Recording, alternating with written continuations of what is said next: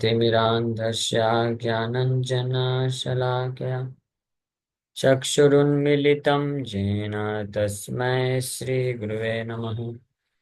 नमः विष्णुपादाय कृष्णप्रेष्ठाय भूतले श्रीमते भक्तिवेदान्त स्वामिन्निति नामिने। नमस्ते सारस्वती देवे गौरवाणी प्रचारिणे निर्विशेष शून्यवादी पाश्चात्यदेशतारिणे। नमो महावदन्याय कृष्णप्रेमप्रदायते कृष्णाय कृष्णचैतन्यनामने गौरतुसे नमः। जय श्री कृष्ण चैतन्य प्रभु नित्यानंद श्री अद्वैत गदाधर श्रीवासादि गौर भक्त वृंदा। हरे कृष्णा कृष्णा कृष्णा हरे हरे, हरे राम राम राम हरे। तो हरे कृष्णा, आप सभी भक्तों का हार्दिक स्वागत है आज के श्री चैतन्य चैतामृत के चर्चा में। तो हम लोग चर्चा कर रहे हैं आदि लीला 8वां अध्याय और 26-27 नंबर श्लोक तक चर्चा कर चुके थे। सो 26 और 27। एक कृष्ण नामे करे सर्व पाप नाश, प्रेमेरा कारण भक्ति करे न प्रकाश। एक कृष्ण का नाम में इतनी शक्ति है कि सारे पाप नष्ट करके भगवान के प्रति प्रेम को प्रदान कर सकता है। लेकिन और प्रेमेरा उदय है प्रेमेरा विकार, स्वेद कंप पुलकादि गदगद अश्रुधा। प्रेमेरा उदय है when one's loving devotional service to the Lord is actually awakened, it generates transformation in the body such as perspiration, trembling, throbbing of the heart, faltering of the voice and tears in the eyes. ये शुद्ध नाम जप करने का प्रभाव। अनायासे भवक्षय कृष्ण रसेवन, एक कृष्ण नामेर फल पाय एतधन। As a result of chanting the Hare Krishna Mahamantra, one makes such great advancement in his spiritual life that simultaneously his material existence terminates and he receives love of Godhead. The holy name of Krishna is so powerful that by chanting even one name, one very easily achieves these transcendental riches. भगवान का नाम इतना शक्तिशाली है, इतना powerful है। अनायासे भवक्षय, अनायासे मीन्स बिना कठिनाई के, यानी भवक्षय भवबंधन से मुक्ति, जन्म मृत्यु से मुक्ति। हाँ, को भगवान का नाम जो है बिना मेहनत के प्रदान कर देता है। वो मुक्ति जो अन्य किसी के लिए संभव नहीं है। कोई भी व्यक्ति कितनी पर्सनल खुद से कितना तपस्या कर ले, कितना बुद्धि लगा ले, और यहाँ तक कि अन्य किसी विग्रहों का आश्रय ले, किसी भी देवताओं का आश्रय क्यों ना ले, महान से महान देवताओं का भी आश्रय लेने से, उनका पूजा करने से भी जो मुक्ति प्राप्त नहीं होती है। ब्रह्मा शिव जी, भगवान शिव का भी, भगवान शिव का भी अगर कोई पूजा करता है, सेवा करता है, तो भौतिक ऐश्वर्य प्राप्त कर सकता है लेकिन मुक्ति प्राप्त नहीं कर सकता। ये भगवान शिव खुद बोलता है कि मुक्ति ददाति इति मुकुंदा, मुक्ति तो केवल भगवान मुकुंद दे सकता है। तो वो जो मुक्ति है भगवान कृष्ण का एक नाम में के प्रभाव से इतनी शक्ति होती है कि अनायास से मतलब विदाउट एनी एंडेवर, ऐसे ही प्राप्त हो जाता है। भगवान के नाम का जप करना तो दूर की बात है, भगवान के नाम का आभास मात्र से वो प्राप्त हो जाता है। एक कृष्ण नामेर फल पाई तद्धन, अनायासे भवक्षय कृष्णेर सेवन। अनायासे भवक्षय मतलब ये बाई प्रोडक्ट। भवक्षय ये stoppage of repetition of birth and death, ये तो बाई प्रोडक्ट है। लेकिन मुख्य प्रोडक्ट क्या है? कृष्णेर सेवन। ये भी भगवान के एक शुद्ध नाम से प्राप्त हो जाता है, कृष्णेर सेवन। सर्विस। सो एक कृष्ण नामेर फल फले पाए तद।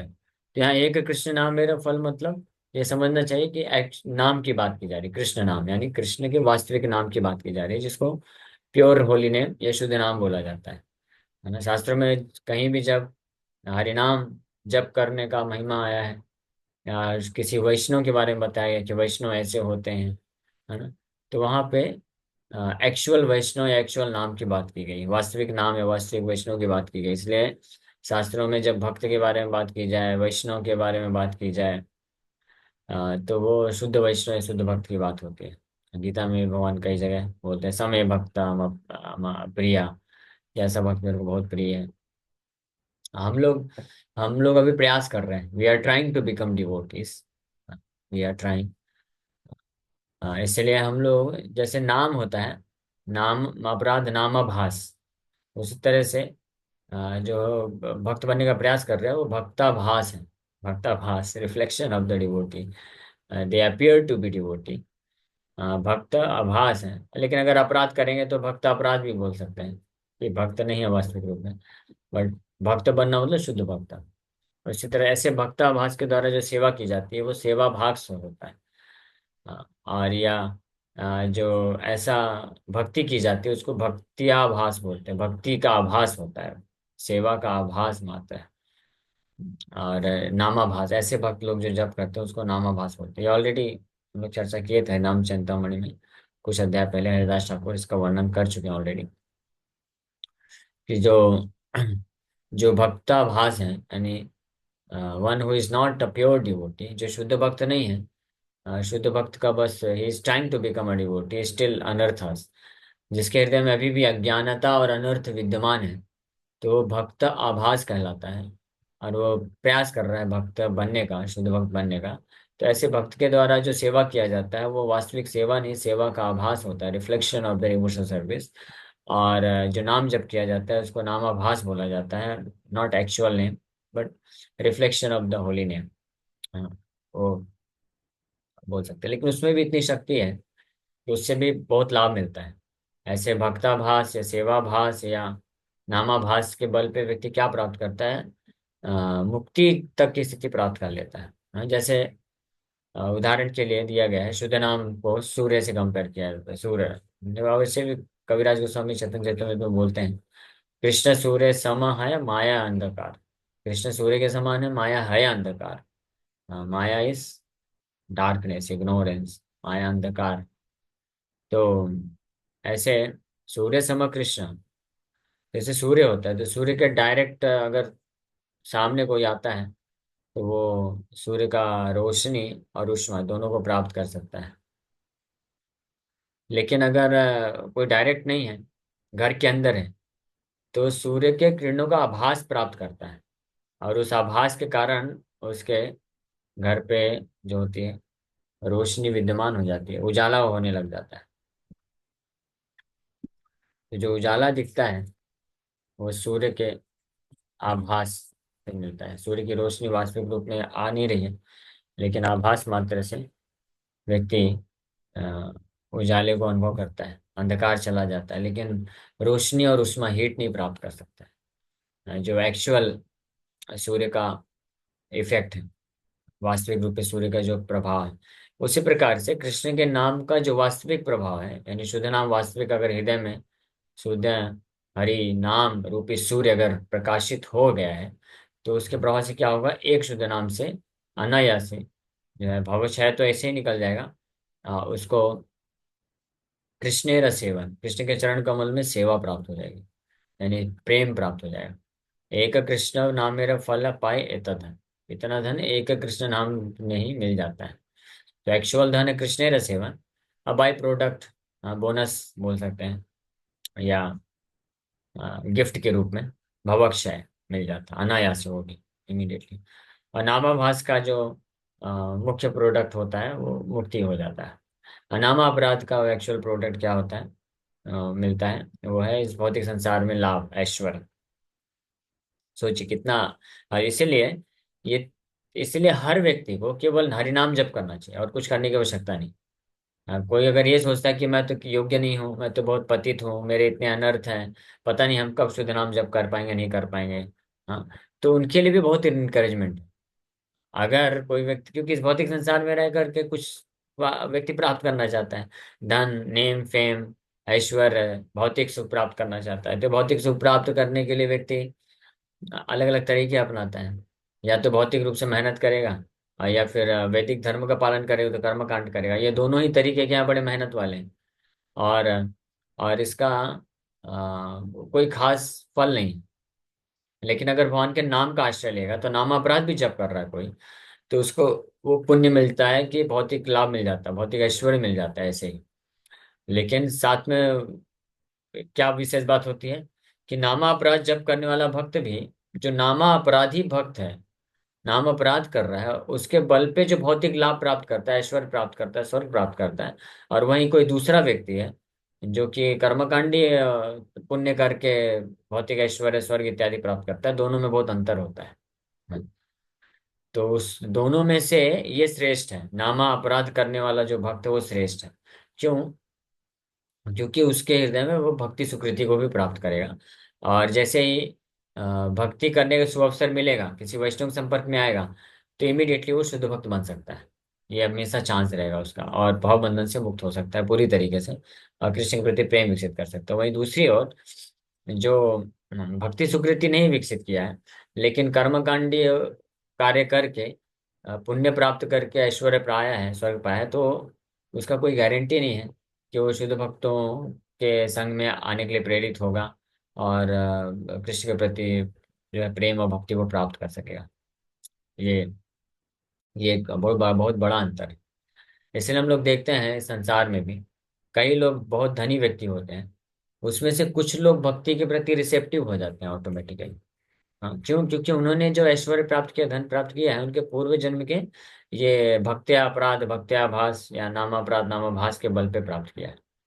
और कुछ लोग होते हैं जो कर्मकांडीय तपस्या वगैरह करके, भौतिक पुण्य करके जो ऐश्वर्य प्राप्त करते हैं, तो वो लोग भक्ति के प्रति प्रेरित नहीं हो पाते हैं। वो फिर माया में ही पूरी तरीके से रहते हैं। तो इसलिए ये दोनों डिफरेंस है। हाँ, इसीलिए अगर किसी को भौतिक कामना भी है, भौतिक संसार में भी कुछ प्राप्त करने की इच्छा है, तो उसको केवल हरिनाम का आश्रय ले लेना चाहिए। हाँ, तो उसको वो भी मिल जाएगा, और साथ ही साथ में उसको भक्ति सुकृति मिलेगी, जिसके बल पे भविष्य में वो जो है शुद्ध वैष्णव का संग प्राप्त करने का मौका मिलेगा, और उनके संग से फिर शुद्ध भक्ति में बन सकता है।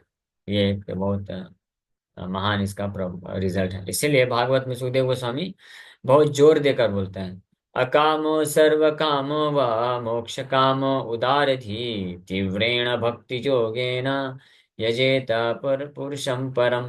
कि कोई अकामा है, अकामा मतलब निष्काम है, शुद्ध भक्त है।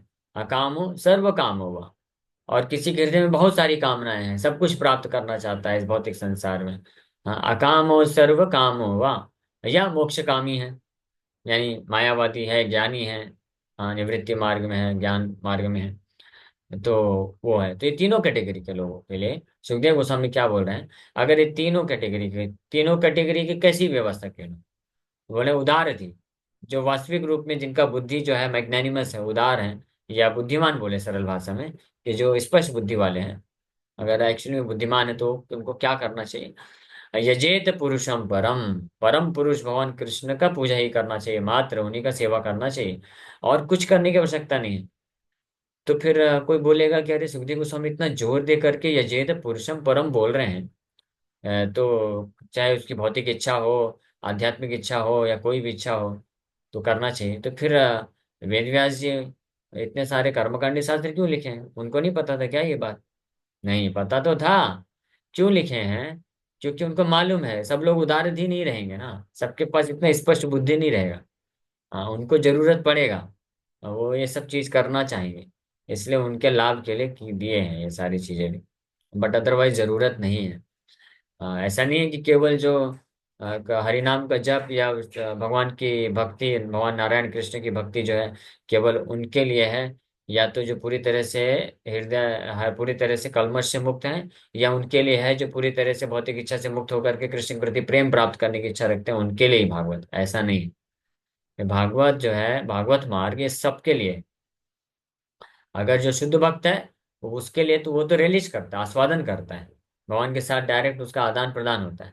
और जो शुद्ध भक्त नहीं, लेकिन शुद्ध भक्त बनना चाहता है, उसके लिए भी है, ये साधन की तरह भी कार्य करता है, फिर साध्य भी बन जाता है भागवत मार्ग। और जो ना तो शुद्ध भक्त है, ना तो शुद्ध भक्त बनना चाहता है, वो माया जगत में ही रहना चाहता है, माया का ही भौतिक सुख प्राप्त करने की इच्छा है, उसके लिए भी भागवत मार्ग ही बेस्ट उपाय है। This is the only best way. क्यों? क्योंकि उसके द्वारा वो अपनी भौतिक सुख प्राप्त करने की इच्छा को भी पूर्ति करेगा। भगवान देते हैं, मिलेगा उसको भाई, तो भौतिक ऐश्वर्य मिलेगा। लेकिन फायदा क्या होगा? कि वो भौतिक इच्छाओं को पूर्ति करते हुए, भौतिक सुख प्राप्त करते हुए भी भक्ति सुकृति विकसित करता रहेगा। और उसके बल पे क्या होगा? हर जन्म में उसको शुद्ध भक्तों का संग मिलेगा। और फिर किसी न किसी जन्म में, किसी न किसी जन्म में भी, किसी न किसी समय पे उसका जो हृदय में ये भगवान कृष्ण का शुद्ध भक्त बनने का इच्छा प्रकट हो जाएगा, और इस भौतिक बंधन से निकल जाएगा। इसलिए that is the best recommendation, यही एकमात्र रिकमेंडेशन है। लेकिन उदारधीन ना होने के कारण ज्यादातर लोग जो है भागवत मार्ग को स्वीकार नहीं करेंगे।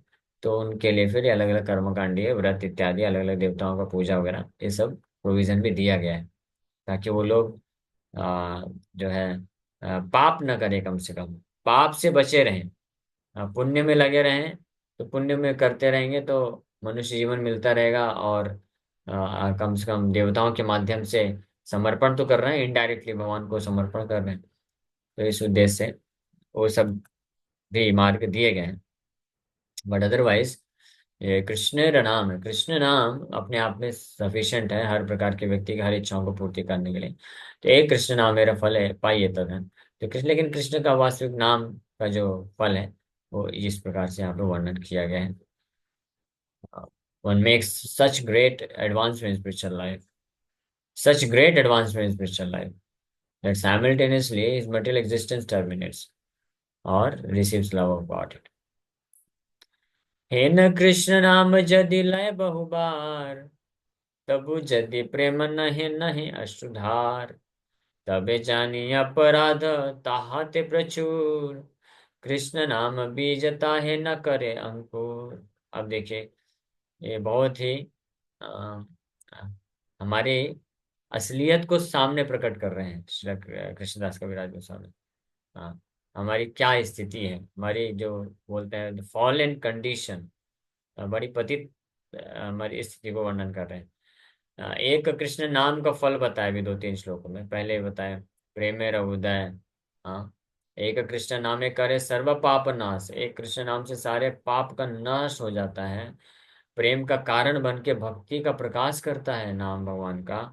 और जैसे प्रेम उदय होता है, तो प्रेम के कारण विकार आने लग जाता है उसके मन में और शरीर में। स्वेद कम पापुलकादि गदगद अश्रुधार, और अनायास से भव क्षय हो जाता है, कृष्ण का शुद्ध सेवा मिल जाता है, ये फल प्राप्त हो जाता है। लेकिन हे न कृष्ण नाम, इतना शक्तिशाली कृष्ण का नाम, यदि लय बहुबार, कोई बहुत बार लेता है, निरंतर जप करते रहता है, हरे कृष्ण कृष्ण कृष्ण हरे हरे, हरे राम राम राम हरे हरे, करता रहता है, करता रहता है, तबु यदि प्रेम नहीं नहीं अश्रुधार, लेकिन फिर भी अगर हृदय में भगवान के प्रति प्रेम प्रकाशित नहीं हो रहा है, प्रकट नहीं हो रहा है, और अश्रुधारा नहीं बह रही, आंख से आंसू नहीं निकल रहे प्रेम के कारण, तो फिर समझना चाहिए, क्या समझना चाहिए, बोल रहे हैं तबे जानी अपराध ताहत प्रचुर, कृष्ण नाम बीजता है न करे अंकुर। तब जानना चाहिए कि ऐसे हृदय में प्रचुर मात्रा में अपराध पड़ा हुआ है। भले बिकॉज ऑफ इग्नोरेंस, अज्ञानता के कारण और मोह के कारण, पर्दा लगे लाने के कारण हमको ना पता चले। हाँ, कोई व्यक्ति ये भले सोच ले, अरे मैं तो इतना माला जप करता हूँ, 64 माला, 100 माला, 200 माला, हाँ मैं तो शुद्ध भक्त बन गया हूँ। लेकिन यहाँ पे प्रमाण है। हाँ, हम एक प्रभुपाद जी के शिष्य हैं, हिज ग्रेस भीमा प्रभु, वो बता रहे थे एक प्रवचन में। हाँ, किसी भक्त ने पूछा कि प्रभु जी, हम कभी कभी भक्ति करते हैं तो अहंकार आ जाता है। तो भीमा प्रभु बहुत अच्छे से धुलाई किए, बोले अहंकार, व्हाट इज दिस नॉनसेंस अहंकार, do you feel like crying when you chant Hare Krishna, direct पूछ लिया उसको। Do you feel like crying? हाँ। आप क्या, जब आप कृष्ण का नाम जप करते हैं तो क्या आप कृष्ण के लिए रोते हैं? आंख से आपके अश्रुधारा बहती है? तो भक्त बोले नहीं। तो फिर how does it matter how many rounds you chant? Are you advanced?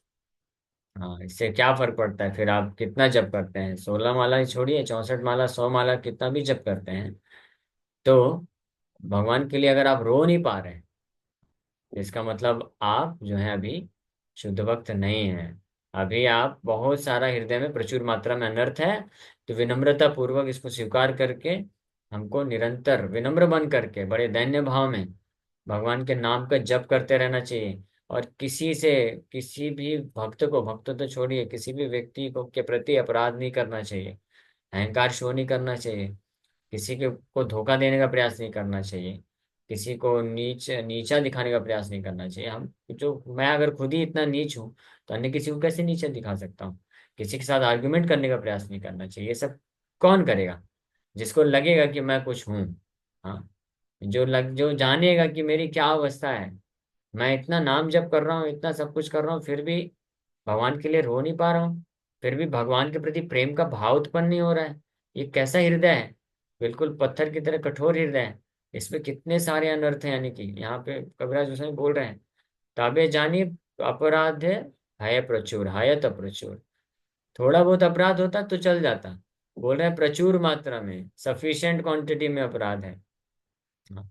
कोई बोलेगा इतना अपराध कैसे, हमने तो कुछ किया नहीं, इतना पाप इस जीवन में तो हम पूरी तरह से कोई 4 नियम नहीं तोड़े हैं, किसी भक्त के साथ दुर्व्यवहार नहीं किए हैं, तो ये प्रचुर मात्रा में अपराध कहाँ है? तो बस ये जीवन थोड़ी ना है, हमारे पिछले लाखों लाखों जीवन की कमाई है ये, लाखों करोड़ों जन्मों की ये कमाई हृदय में हम संचित करके रखें अच्छे से। हाँ, तो बैलेंस वैसे ही बहुत अच्छे से फुल है, सफिशिएंट रूप से, प्रचुर मात्रा में। अब इस जीवन में थोड़ा सा होश ठिकाने में आया है भक्तों की कृपा से, कि चलो भाई इसका मार्जन करो, अभी सफाई करो, बहुत गंदा कर लिया है। हाँ, तो केवल एक जन्म के बारे में नहीं सोचना चाहिए। इसलिए जब हमको कोई, हमारे जीवन में जब कुछ ऐसी कठिन परिस्थिति आती है, दुख आता है, या कोई हमको अपमानित कर देता है, इंसल्ट कर देता है, दोष देखता है, निंदा करता है, डांट देता है, तो हमको ये नहीं सोचना चाहिए, डिफेंड नहीं करना चाहिए कि क्या है, मैंने तो कोई गलती नहीं की है, मैं तो हमेशा इतना सिंसियरली मैंने भक्ति किया है, सब कुछ किया है, फिर भी मेरे को ही डांट दिया, मेरा ही दोष दिखाया, ये कर रहे वो कर रहे। नहीं, हमको कंप्लीट पिक्चर नहीं मालूम है। हाँ, इस जन्म बस की बात नहीं है, पिछले कई कई जन्मों में हमने क्या क्या किया है वो भगवान जानते हैं। और उसका प्रमाण ये हृदय है, जो जो ये हृदय हम लेके चल रहे हैं, जिसमें इतने सारे प्रचुर मात्रा में अपराध भरे पड़े हैं पिछले जन्मों के कारण, उसके कारण अवरोध उत्पन्न हो रहा है कि हम भगवान के ऐसे हेन कृष्ण नाम में यदि लाए बहुबार। हाँ, हे न कृष्ण नाम मतलब ऐसा कृष्ण का नाम, ये कृष्ण नाम इतना अद्भुत है, इतना शक्तिशाली है, और इतना रस रस भरा है इसमें, कि एक कृष्ण नाम लेने मात्र से पुलकाश्रु गदगद अश्रुधार ये होना चाहिए, विकार उत्पन्न होना चाहिए, हृदय पूरा पिघल जाना चाहिए, कृष्ण के प्रति आसक्ति आ जाना चाहिए, भौतिक आसक्ति नष्ट हो जाना चाहिए। लेकिन यदि लय बहुबार, फिर भी बार बार नाम लेने से भी सालों साल हो गया, 16 माला, 25 माला, 64 माला सब कर डाले, फिर भी कृष्ण के प्रति आसक्ति उत्पन्न नहीं हो रही, माया के प्रति वही आसक्ति बनी हुई है, वही पैसा कमाना है, वही सब भौतिक संसार सुख सुविधा अरेंज करने में लगे हुए हैं। इसका मतलब क्या है? पूर्व जन्मों के ये सब इतने हैं, जो हम सबके साथ है ज्यादातर वक्त, कुछ एक ही होंगे जो नहीं होंगे। हाँ, लेकिन ज्यादातर के साथ ये है। तो फिर ये इसलिए बताया जा रहा है, डिस्करेज करने के लिए नहीं, ये इसलिए बताया जा रहा है कि जब हम अपनी असलियत जानेंगे तो हम विनम्र बन जाएंगे। विनम्रता बहुत जरूरी है। हाँ, जब तक कोई विनम्र बन के रोएगा नहीं भगवान के लिए, तब तक पॉसिबिलिटी नहीं है भूल जाए वो शुद्ध नाम, पॉसिबल ही नहीं। हाँ, बहुत जन्म करे यदि श्रवण कीर्तन, बहुत बहुत जन्मों तक भी पॉसिबल नहीं। इसलिए महापुरुष स्पष्ट बता दे, तृणादपि सुनिचेन तरोरिवा सहिष्णुना अमानिना मान देना कीर्तनिया सदा हरि। सदा हरि का नाम लेने का योग्यता यही है कि अपने आप को तृण से ज्यादा अधम मानना पड़ेगा। हाँ, तृण से ज्यादा अधम मतलब, यहाँ तो ऐसी स्थिति है कि कोई भक्त कुछ बोल दिया, कुछ रिस्पॉन्स नहीं दिया, हाँ, या हमको कुछ सूचित नहीं किया, हमको बिना बताए कुछ कर दिया, तो हम इतने, हमको गुस्सा आ जाता है, हम इतना आर्ग्यूमेंट करने लग जाते हैं कि प्रभु जी ने मेरे को ऐसा कैसे बोल दिया, मेरा तो कोई दोष नहीं था, ऐसे ऐसे बहुत सारे। तो ये छोटे बच्चों की तरह नहीं बनना चाहिए। छोटे बच्चे जो होते हैं ना, वो पूरा पिक्चर नहीं जानते हैं, वो बस इमीडिएटली चीज देख करके करते हैं। जो मैच्योर होते हैं, जो जो बुद्धिमान है, वो जो जानता है, जो भक्त ये सिद्धांत जानता है कि मेरी क्या स्थिति है, कितने जन्मों से हम इस प्रकार से ऐसे ऐसे पाप अनर्थ हैं। तो अगर इस जन्म में आके कोई कुछ थोड़ा बोल दिया, डांट दिया, या हमारा कोई दोष नहीं फिर भी कुछ हमको बोल देता है, तो बुरा तो लगना ही नहीं चाहिए बिल्कुल भी। अरे मेरे ऊपर तो 100 जूते मारने चाहिए थे। हाँ, ये तो प्रभु जी बड़ी दया करके बस थोड़ा सा डांटे ही हैं, थोड़ा सा दोष ही दिखाए हैं। मैं तो ज्यादा दोषी हूँ। हाँ, बल्कि उल्टा मेरे को तो प्रशंसा किया जा रहा है कि फलाना फलाना प्रभु जी, फलाना फलाना देवी माता जी। हाँ, हम तो इसके योग्य नहीं है। हाँ, हाँ, ये तिलक लगाने के, कंठी माला पहनने के योग्य नहीं हम लोग।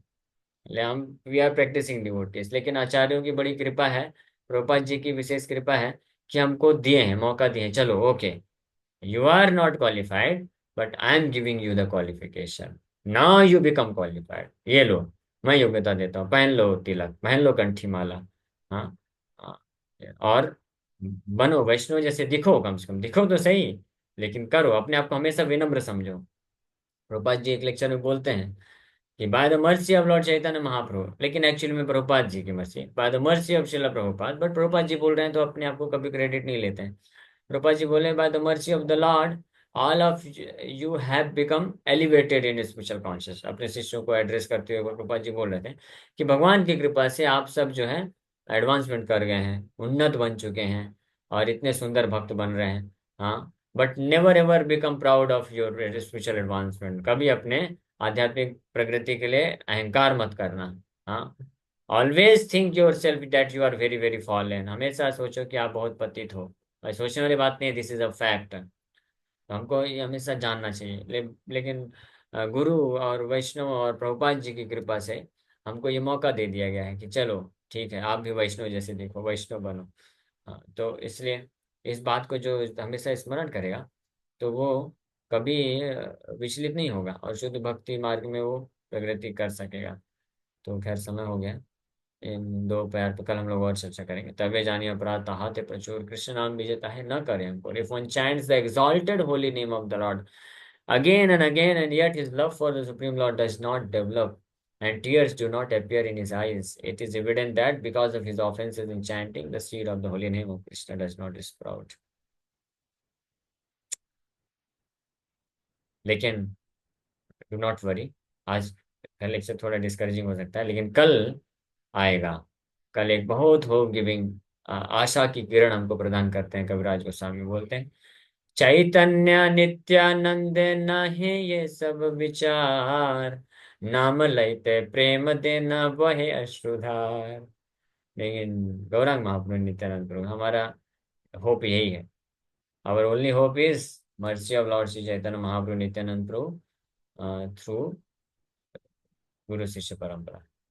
गुरु गुरु शिष्य परंपरा के द्वारा जो भगवान नित्यानंद प्रभु गौरांग महाप्रभु की कृपा, दिस इज आवर होप। इसलिए we are very much on safe side अगर हम गुरु और वैष्णव प्रपात का आश्रय लेते हैं। इसीलिए स्वतंत्र रूप से जो कृष्ण का भक्ति करना चाहते हैं, सो कोई पॉसिबिलिटी नहीं, देयर इज नो पॉसिबिलिटी इस कलयुग में, कोई पॉसिबिलिटी नहीं। Nobody can become a devotee of Krishna independently. Direct Krishna का भक्त कोई बन ही नहीं सकता है, ये सब कारणों से। दैट्स वाई, इसीलिए गुरु शुद्ध वैष्णव, गुरु आचार्य शिल प्रभुपाद, इनका आश्रय लेने से ही भक्त हमारी आशा है, हम गौर निताय के आश्रय प्राप्त कर सकते हैं और फिर कृष्ण के शुद्ध भक्त बन सकते हैं। ओके, समय हो गया, ये पे विराम करते हैं। किसी भक्त का कोई प्रश्न है क्या, पूछ सकते हैं। हरे कृष्ण हरे कृष्ण। प्लीज आज यही टॉपिक क्लियर कर दीजिए।